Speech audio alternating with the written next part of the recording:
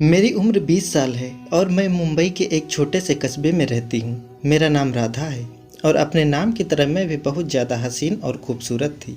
जब मेरी शादी हुई तो मेरे पति के सोने के बाद मेरी ननद चुपके से अपने कपड़े पहना देती थी और घूंघट निकाल कर पलंग पर बैठा देती। थोड़ी देर बाद एक आदमी मेरे कमरे में आता और मेरा हाथ पकड़कर पूरी रात रोता रहता और जाते समय गोद पैसों से भर देता। मैं नंद की डर की वजह से घूंघट भी नहीं उठा सकती थी। एक रात मैंने चुपके से नंद के दुपट्टे में छेद कर दिया और जैसे ही रात को वो आदमी मेरे कमरे में आया, मैंने छेद में से उसे देखा तो मेरे पैरों तले ज़मीन निकल गई, क्योंकि वो तो मेरे साथ भी ऐसा ही कुछ हुआ, क्योंकि मेरी तरह मेरा भाग्य खूबसूरत नहीं था। मेरी शादी एक बहुत ज़्यादा बदसूरत इंसान से हो गई। ना सिर्फ वो बदसूरत था, बल्कि वो लोग इस कस्बे के बदनाम लोगों में से थे और उनके माँ बाप नहीं थे। घर में सिर्फ दोनों भाई बहन और एक बुरा चाचा ही रहता था। सब लोग कहते थे कि इन लोगों में ज़रूर कुछ गड़बड़ है, मगर फिर भी मेरी माँ ने मेरी शादी इस घर में करा दी। मेरे पापा हमारे साथ नहीं रहते थे, उनका काम दूसरे देश में था और उनको छुट्टी बहुत मुश्किल से मिलती थी। इसी वजह से घर के सारे फैसले माँ ही लिया करती थी। जिस इंसान से मेरी शादी हुई उसका नाम अमोल था और वो पूरे कस्बे में सबसे ज़्यादा दुष्ट और गंदा इंसान था। सब उसको कहते थे कि उसका कुछ भी नहीं हो सकता, क्योंकि वो बहुत दुष्ट है। मैंने तो इसके घर के बारे में ये भी सुन रखा था कि इसके घर में अगर कस्बे से कोई भी इसके घर जाता है तो बदबू की वजह से उसका वहाँ रुकना मुश्किल हो जाता था। फिर भी मेरी माँ मेरी शादी इस घर में कराना चाहती थी। मुझ में कोई बुराई भी नहीं थी और मैं तो एक बहुत ज़्यादा खूबसूरत लड़की थी। इसमें मेरी कोई गलती भी नहीं थी। अगर विधवा या तलाकशुदा होती तो तब भी ठीक था कि मजबूरी में मेरी शादी घर में शादी करनी पड़ रही है, लेकिन मेरे साथ तो ऐसी कोई परेशानी नहीं थी और लड़कियों से ज़्यादा खूबसूरत और हसीन थी, पढ़ी लिखी भी थी। जबकि हमारे ख़ानदान में 5वीं कक्षा के बाद लड़कियों को आगे पढ़ाया नहीं जाता था और मेरे अंदर इतनी सारी अच्छाइयाँ होने के बाद भी मेरी माँ ने मेरा रिश्ता अमोल के साथ तय कर दिया। इस बात पर हमारा पूरा कस्बा हंस रहा था कि हमारे कस्बे की सबसे खूबसूरत लड़की का रिश्ता अमोल जैसे इंसान के साथ तय हो गया था। अमोल इस टाइप का लड़का था कि जिसका मजाक हमारे कस्बे के हर घर में उड़ाया जाता था। लोग उसे बहुत ज़्यादा तंग करते थे। मैं तो ये सोच सोच कर ही मरी जा रही थी कि वो मेरा पति बनने वाला है। जब मैं अमोल के साथ अपने किसी दोस्त के घर जाऊंगी तो वो मेरी कितनी हंसी उड़ाएंगी और मेरा कितना मजाक बनाएंगी और बहुत ज़्यादा बातें बनाएंगी। मैंने अपनी माँ से बहुत बार लड़ाई की और उन्हें साफ साफ मना किया कि मैं शादी बिल्कुल भी नहीं करना चाहती हूँ। इसी बात पर मेरी माँ ने मेरे 2-4 भी लगा भी दिए। जबकि बचपन से लेकर आज तक मेरी माँ ने कभी मेरे ऊपर हाथ नहीं उठाया था, पर जब भाग्य ही साथ ना दे तो किसी से क्या शिकायत करनी। यहाँ तक कि मेरी शादी अमोल के साथ हो ही गई। पापा शादी वाले दिन ही आए, थोड़े गुस्सा हुए, पर तब तक शादी हो चुकी थी। मैं सोच रही थी कि अमोल मेरे कमरे में ना ही आए और अगर आ भी जाए तो मेरे पास ना आए। लेकिन जब दरवाज़ा खुला तो सच में अमोल नहीं आया था, बल्कि अमोल की बहन रिया ने कमरे में कदम रखा था। वो 40 साल की थी और अभी तक उन्होंने शादी नहीं की। उन्होंने आते ही अचानक से मेरे हाथ पकड़ लिए और मेरे हाथ पकड़ कर रोने लगी। मैं परेशान हो गई कि ये ऐसी हरकत क्यों कर रही है। उन्होंने कहा कि मैं बहुत मुश्किल में हूँ, मुझे तुम्हारी मदद चाहिए। मैंने कहा कैसी मदद चाहिए थी और वो मुझसे उस समय मदद क्यों मांग रही थी, जबकि इस समय मुझे खुद ही उसकी मदद की ज़रूरत थी, क्योंकि मैं अमोल के साथ अपनी ज़िंदगी की शुरुआत नहीं करना चाहती थी। मेरी नंद ने मुझसे कहा कि भाभी, मैं बहुत बड़ी मुश्किल में हूँ, मैं जैसा कहती हूँ आप वैसा ही करती जाइए। इसके बाद आप जैसा कहेंगी मैं वैसा ही करूँगी। मेरी नंद की इस बात ने मुझे सोचने पर मजबूर कर दिया। मैंने उससे पूछा कि तुम मुझसे क्या करवाना चाहती हो, मुझे बताओ तो सही, तुम्हें मुझसे क्या काम है। उसने मुझसे कहा कि मैं पूरी बात तुम्हें शुरू से बताऊंगी, अभी तुम बस सो जाओ। और फिर कहा कि ठीक है, दुल्हन वैसे भी शादी के दिन बहुत ज़्यादा थक जाती है। मेरी नंद ने ना जाने किस तरह अमोल को कमरे में आने नहीं दिया। मैं आराम से सो गई और सुबह को मैं नहा धोकर तैयार हो गई। मेरे दिल में यही इरादा था कि अच्छे से इस घर की सफाई करूंगी, पता लगाऊंगी कि ये बदबू कहाँ से आ रही है। अगला दिन भी निकल गया। मैं कुछ दिन में अपने माँ बाप के घर रह कर आई और कुछ समय अपने कमरे को साफ करने में निकाल दिया। मुझे रिया ने मना किया था कि अभी अभी शादी हुई है, तुम कोई काम मत करो, पर मेरा कहना था कि मैं इस बदबू में नहीं बैठ सकती। जब मैंने बदबू का नाम लिया तो उसके बाद रिया ने और कोई बात नहीं की। इसी तरह रात हो गई और जब रात को अमोल सो गया तो मेरी नंद ने मेरे कमरे की खिड़की खटखटाई। पहले तो मुझे लगा कि पता नहीं कौन है और कहाँ से आवाज़ आ रही है, इसीलिए मैंने ध्यान नहीं दिया। पर जब खटखटाने की आवाज़ तेज आई तो मैंने दरवाजे पर जाकर देखा, वहाँ पर कोई नहीं था। वापस आकर मैं पलंग पर सो गई। जब दोबारा से आवाज़ आई तो मैंने ध्यान से सुना कि आवाज़ किस तरफ से आ रही है। जैसे ही मैंने खिड़की खोली तो मेरी नंद वहाँ पर खड़ी थी। उसने मुझे बाहर आने का इशारा किया। जब मैं बाहर आई तो उसने मुझसे कहा कि मैंने आपसे एक काम करने का वादा किया था, आपको वो काम आज करना ही करना है। मैंने अपनी नंद से कहा कि क्या काम है, पहले मुझे ठीक तरह से समझाओ, क्योंकि उस समय भी मेरे मन में गांव वालों की ही बातें चल रही थी, क्योंकि गांव वाले इन दोनों भाई बहनों को बिल्कुल अच्छा नहीं समझते थे। मैं झूठ नहीं बोलूँगी, मगर उस समय मेरे दिमाग में यही सब बातें चल रही थी कि ये मुझे ज़रूर कुछ गलत काम ही करवाएगी या फिर इसका कोई चक्कर होगा जिसका हल ये मुझसे निकलवाना चाहती है। वो मेरा हाथ पकड़कर मुझे अपने कमरे में लेकर आई और अपनी अलमारी से एक सूट निकालकर मुझे पहनने के लिए कहने लगी।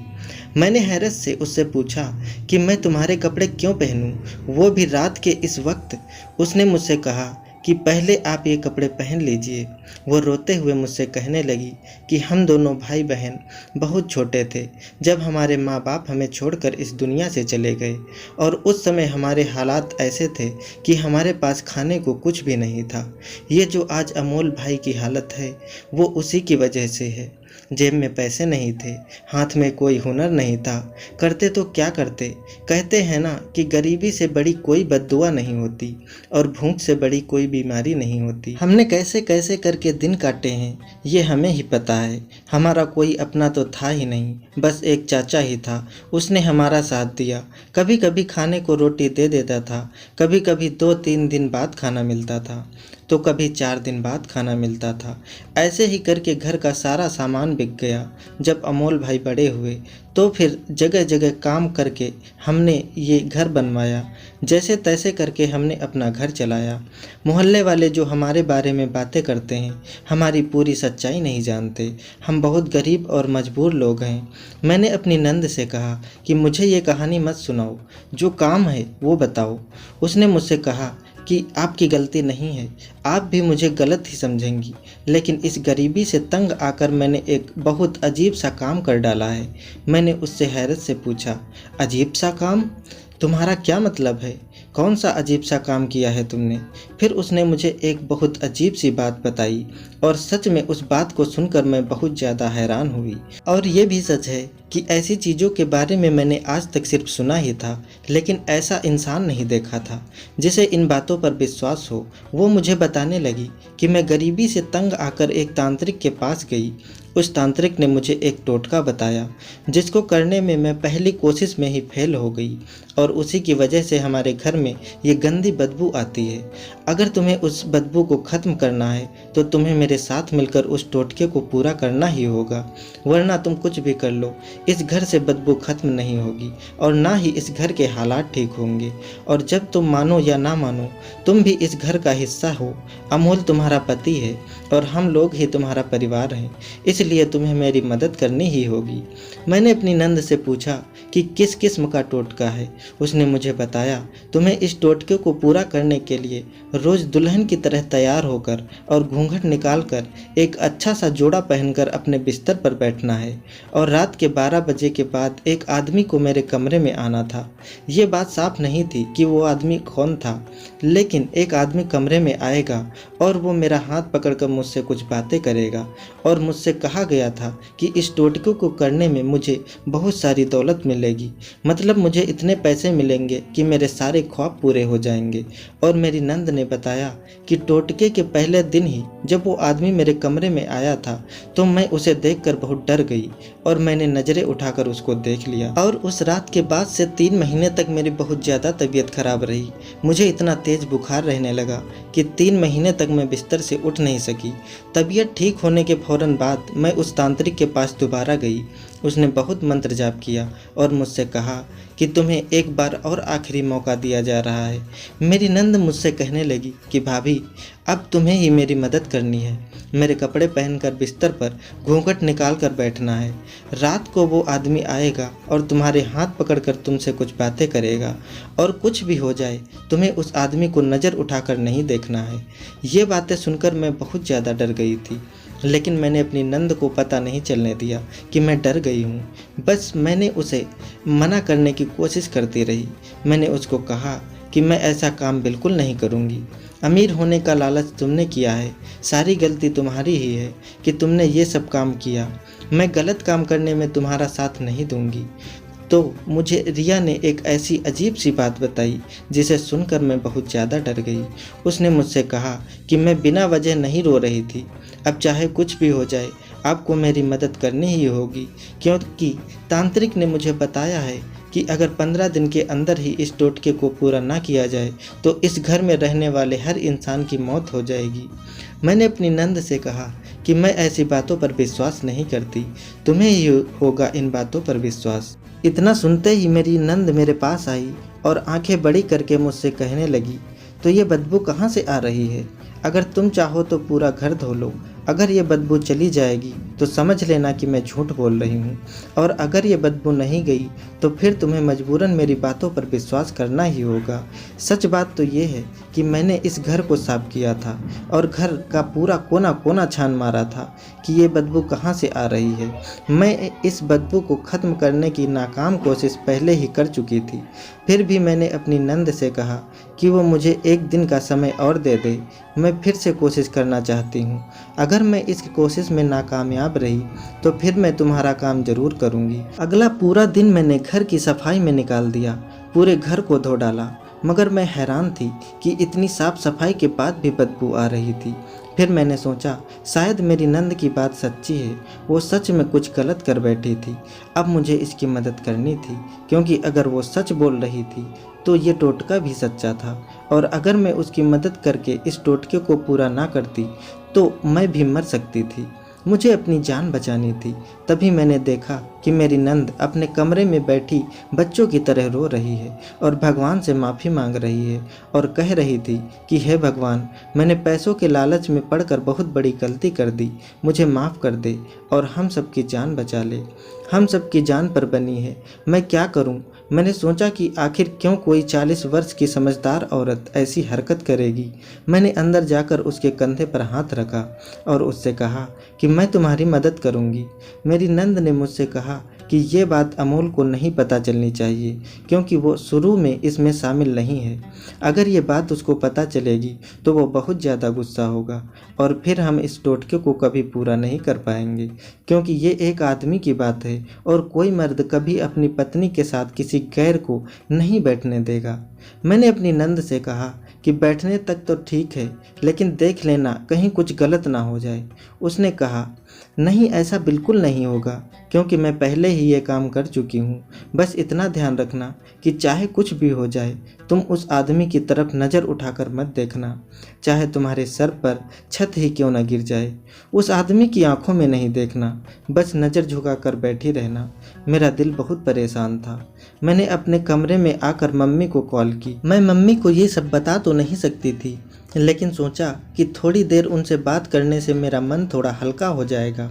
लेकिन तभी मुझे याद आया कि मैं तो अपनी मम्मी से नाराज़ थी, क्योंकि उन्होंने ही ऐसे घर में मेरी ज़बरदस्ती शादी कराई थी। मेरे पापा तो उनकी इस बात पर बहुत गुस्सा थे। जब माँ ने पूछा कि तुम खुश हो या नहीं तो मुझे गुस्सा आ गया। मैंने उनसे कहा कि ये पूछने का हक आप खो चुकी हैं। ऐसे घर में कोई कैसे खुश रह सकता है? क्या है इस घर में जिसकी वजह से मैं खुश हो जाऊंगी? मेरी मम्मी ने मुझे कहा कि ज़िंदगी की सारी खुशियाँ पैसे से ही खरीदी जा सकती हैं। तुम्हारे पास पैसे आ जाएंगे तो तुम भी बहुत खुश रहोगी। मैंने मम्मी से कहा कि मेरे पास पैसे कहाँ से आएंगे? मेरे पति का तो ऐसा काम है कि आज है तो कल नहीं। मेरी मम्मी मुझे तसल्ली देने लगी। उन्होंने मुझसे कहा कि देखना, बहुत जल्द सब कुछ ठीक हो जाएगा। तुम गाड़ियों में घूमा करोगी, तुम्हारा बड़ा सा घर होगा। मेरी मम्मी मुझे ऐसे ख्वाब दिखा रही थी जैसे सब कुछ मुझे वही खरीद कर देने वाली हूँ। फिर रात का समय आया। मैंने अपना घूंघट कर दिया था और जिससे हल्का सा भी नहीं दिख रहा था। वो घूंघट बहुत मोटे कपड़े का था। और फिर मेरी नंद कमरे से बाहर चली गई। उसने मुझसे कहा था कि वो मेरे पास ही रहेगी। थोड़ी देर बाद में नंद के कमरे का पीछे की दरवाज़ा खुला और मेरा पति, जैसा भी हो लेकिन मेरा पति था और मैं इसके साथ धोखा नहीं कर सकती थी। उस आदमी ने मेरा हाथ पकड़ा और बच्चों की तरह रोने लगा। वो कुछ बोल भी नहीं पा रहा था। थोड़ी देर बाद मुझे एहसास हुआ कि वो हल्के हल्के कुछ बड़बड़ा रहा था। वो बहुत हल्के से बोल रहा था कि मुझे कुछ सुनाई नहीं दे रहा था। उसके शब्द ही ऐसे थे कि मैं कुछ समझ नहीं पा रही थी।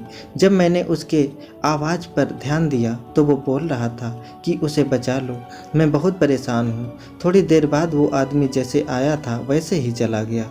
उसके जाने के बाद जब मैंने घूंघट ऊपर करके देखा तो मैंने अपनी झोली में देखा तो मेरी आंखें फटी की फटी रह गई। उसमें बहुत सारे नोट पड़े थे। ये ज़रूर वही आदमी ने रखा होगा। मेरी नंद ने मुझसे कहा कि देखो इन पैसों को, इतने पैसे हम पूरा महीना मेहनत करके भी नहीं कमा सकते थे। मैंने कहा था ना कि सब ठीक हो जाएगा। देखा, कुछ भी नहीं हुआ। हमें बस कुछ दिन और ये काम करना होगा। मैंने भी हाँ कर दी और कहा कि ठीक है कि मैं ये काम करूँगी। अब तो रोज़ का ये हो गया था। वो आदमी रात को आता और मेरी झोली पैसों से भर देता, लेकिन वो सारे पैसे मेरी नंद मुझसे ले लेती थी। वो बहुत खुश होती। मैं उसे बार बार पूछती थी कि अब तो हमें इस टोटके को करते हुए बहुत दिन हो गए हैं, कब तक यही काम करना होगा? उसने कहा कि थोड़े दिन और करना होगा। रोज़ रोज़ ऐसा करते करते अब मेरे दिल में एक तरह का शक पैदा होने लगा था कि ये आदमी कौन है।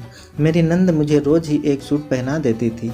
एक दिन मैंने अपनी नंद के दुपट्टे में एक छेद कर दिया कि मैं उससे आर पार देख सकूं, मैं उसके पार से उस आदमी का चेहरा देख सकूं। मैं पलंग पर बैठी थी। वो आदमी आया और मेरा हाथ पकड़कर रोने लगा।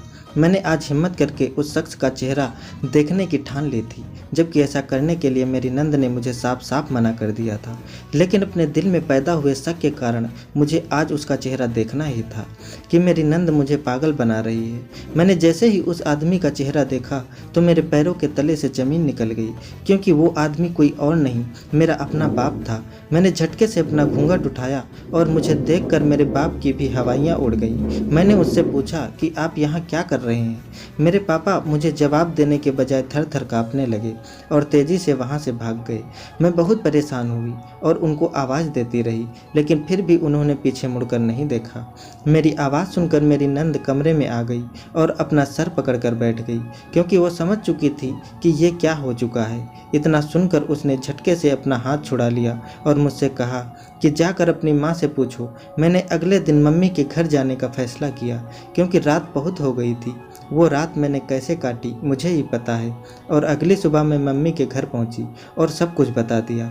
मम्मी भी मेरी नंद की तरह अपना सर पकड़कर बैठ गई और उन्होंने मुझसे कहा कि तुम्हारा बाप जितना सीधा दिखता है उतना है नहीं।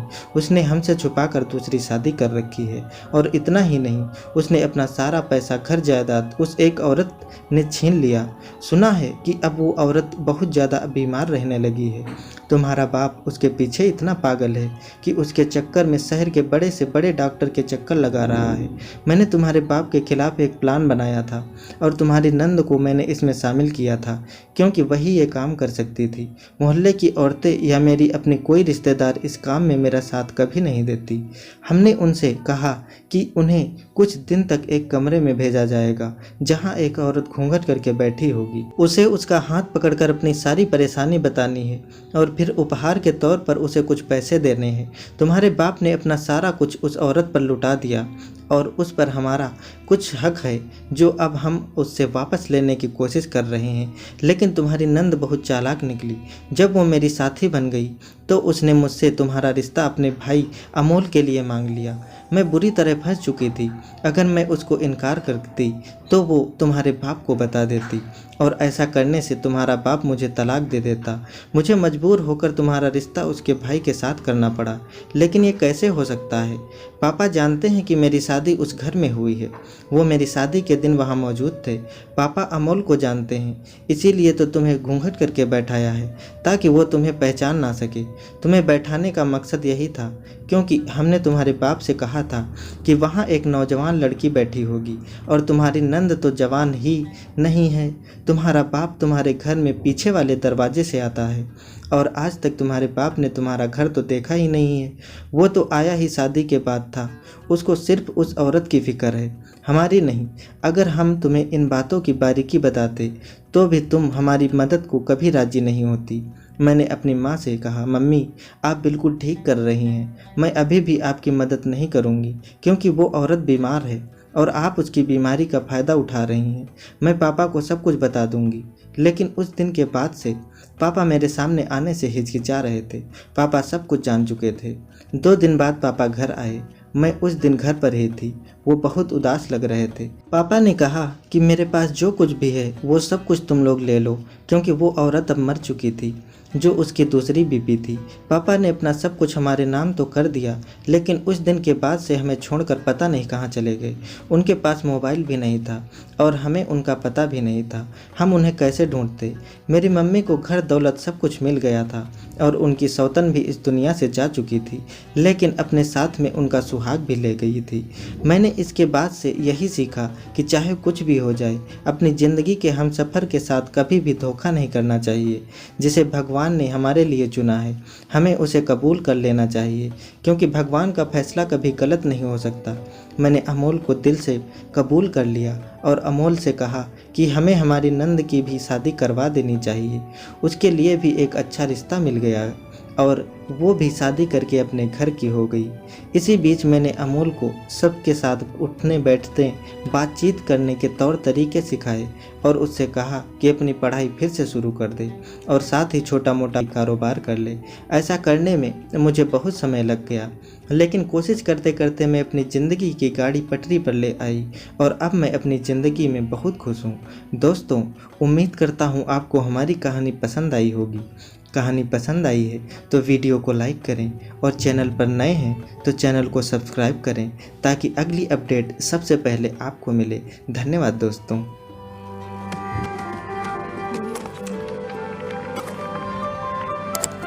Subscribe now and press the bell icon.